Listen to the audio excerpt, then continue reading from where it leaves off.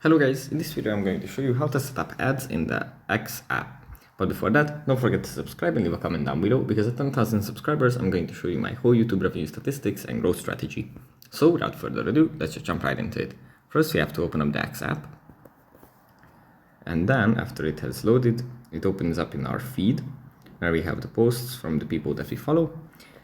Then in the left side, on the top left corner, we have a little bubble, which if we tap, we can open up our account. Then at the bottom, we find professional tools. If we tap on this, and this toggle list, it opens up and we find ads. If we tap on ads,